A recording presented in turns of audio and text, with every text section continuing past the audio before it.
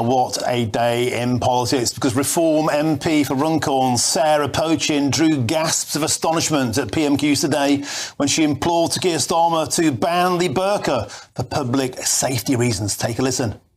Given the Prime Minister's desire to strengthen strategic alignment with our European neighbours, will he, in the interests of public safety, follow the lead of France, Denmark, Belgium and others and ban the burqa? Prime Minister.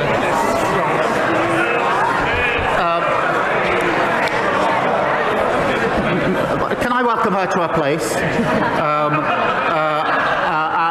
But I'm not going to follow her down that line. But now she is here and safely in her place, perhaps she could tell her new party leader that his latest plan to bet £80 billion of unfunded tax cuts, with no idea how he's going to pay for it, is Liz Truss all over again. Although, considering I think she was a Conservative member when Liz Truss was leader, she probably won't. So there we go, and we'll be discussing throughout the show a PMQ without a PMA. The Prime Minister simply refused to even countenance the question. Now, on the topic of the burqa ban, let's take a look at the countries where the burqa and the niqab are banned in European Union countries, starting with Italy. In the 1970s, they introduced anti-terror laws to prohibit all face coverings. Next, let's go on to France. In 2011, full ban on face coverings in public spaces, and in Belgium the same year, a ban on wearing clothing that obscures identity in public spaces. In 2016, Hungary and Latvia followed suit. A ban on wearing clothes that conceal faces in public and a ban on face coverings in public in Latvia. 2017, Austria joined the list of the countries on the burqa ban, and they did it on grounds of public coverings, face coverings in public. This is for public safety. And in Germany, a bit more specific, that is a ban on face coverings for government employees and in schools and courts for reasons of legibility and the ease of children to understand their teachers. In 2018, the following year, Denmark and Norway fell into line. Denmark banned on face coverings in public, and also Norway in educational institutions. Then the Netherlands came into flow. And as we can see there, this is a comprehensive list. This is not out there. It's a position held by our European partners. So, given the Prime Minister's stated ambition to strengthen alignment with our European neighbours, as Ms Pochin said, will he consider following the examples of those liberal democracies, or will he not? Will he introduce the burqa ban or not? Well, I'm joined in the studio by Sarah Pochin and also by our political editor, Chris Hope. Welcome to you, Sarah. Welcome to you, Chris Hope. Let's start with you, Chris. You were there. The PMQs until that point was taking its usual scripted format now. Kemi Badenoch asks 6 questions. Sir Keir Starmer refuses to answer them and criticises the Tories for not doing anything for 14 years in power. It's getting a bit stale. Suddenly, the mood completely changed when Sarah Pochin asked her question. You were there. Talk us through it. It went from 0 to 90 miles an hour in moments with a question from Sarah Pochin. I'll explain why briefly. There was no real answer on winter fuel allowance. We're going to see that probably flex next week to see millions more pensioners qualify for that. We don't know how many it will. So we know there's no news expected on the 2-child benefit cap. So lots of dancing around the issues. Kemi Badenoch being frustrated with Keir Starmer saying, in one instance, I asked about the 2-child benefit cap. He talks about the Kremlin. He hitting back, saying, "Well, you missed the story last time about this watering down of the winter fuel allowance." And then Sarah Pochin stood up. Question number 4 on the order sheet, and Keir Starmer appeared shocked. The place kind of paused, breathed, nervous laughter, because, you know, in sense, Reform UK are asking here a question which does concern people, GB News viewers and listeners as well, and Reform are asking the questions. Maybe that's why they got into politics. But the answer, I thought, from Keir Starmer didn't really cut the mustard. I'm not going to follow her down that line. Other MPs, senior MPs, don't think that's the right answer.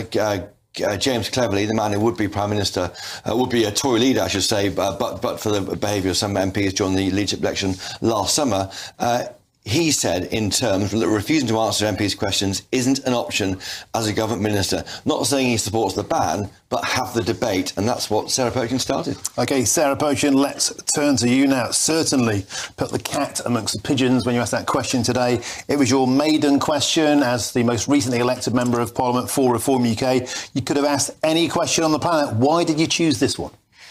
Because for me, the issue of national security and the issue of cultural integration, two quite separate issues, but are both very, very important and critical issues that we're facing as a nation at the moment.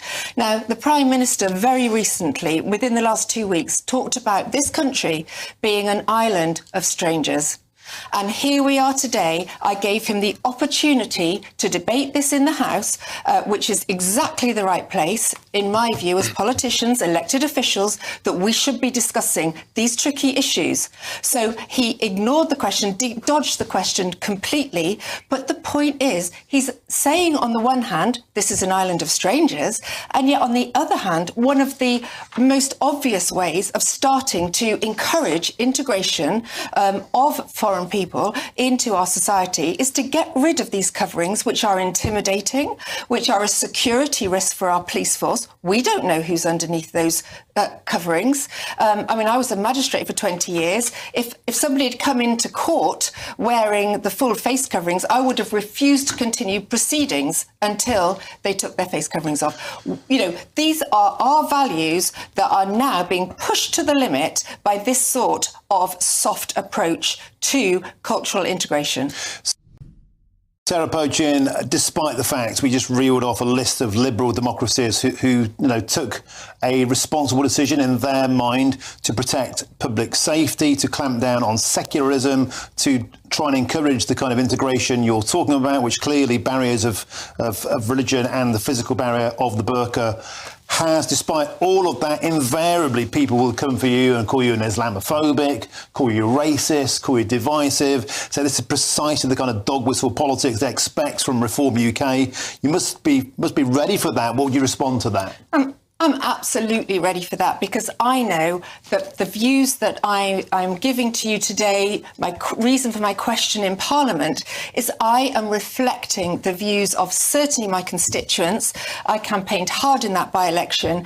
I actually asked on my social media for ideas about my first Prime Minister's question. What a big event that was for me today. So I was elected by constituents. I went to them and asked them what one of the most important issues and they wanted you to ask this question today? They wanted me to talk about illegal immigration. They wanted me to talk about the problems that we have now in our society. These are people that just want someone to speak up for British values and what they think is right and fair, to stop this two-tier system that we seem to have going at the moment. And that's all I'm doing. I'm saying to the Prime Minister, this is where we should be debating these issues. And he wouldn't. And would Reform UK ban the burqa?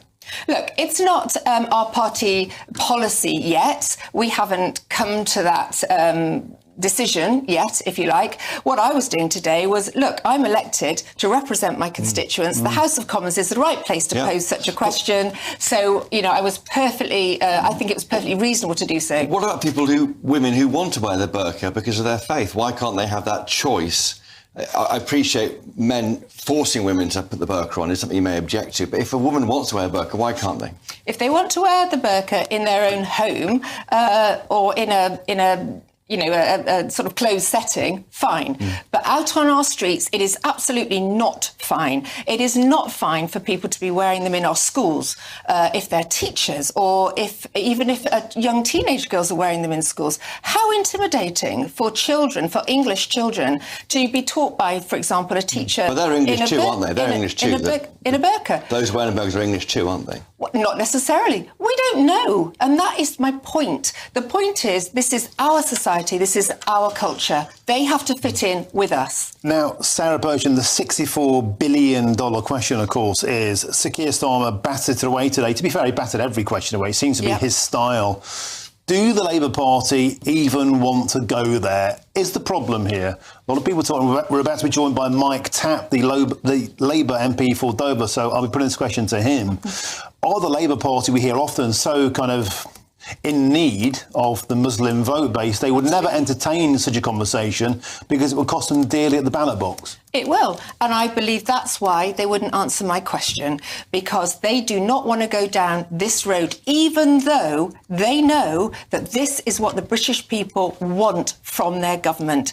And it is the Reform government that will be brave enough to stand up and say, enough is enough. We need to stop this type of thing. This is a huge security risk. We don't know who's coming over on these boats, let alone who then is underneath these burqas out in a public space. I'm sorry, it's a security risk. How can the police do their job? And by the way, you know, I'm also very keen to have any face covering in public banned. So whether it's balaclavas or whatever it might be. Now, these days, our society is about CCTV, isn't it? It's about the police need access to this stuff. How on earth can the police catch criminals, catch terrorists, know who the risks are out there if people have got their face covered? And it's well worth pointing out that in a lot of those democracies I listed earlier, the precise reason was taken all face coverings, not just burqas, including ski masks, balaclavas, the kind of things we see actually across British city centres all over the place. Sarah Pochin, you certainly made a big impression with your first question in the House of Commons today. Thank you very much for joining us on GB News. Sarah Pochin, Reform MP for Runcorn. Thank you very much indeed. Thank you.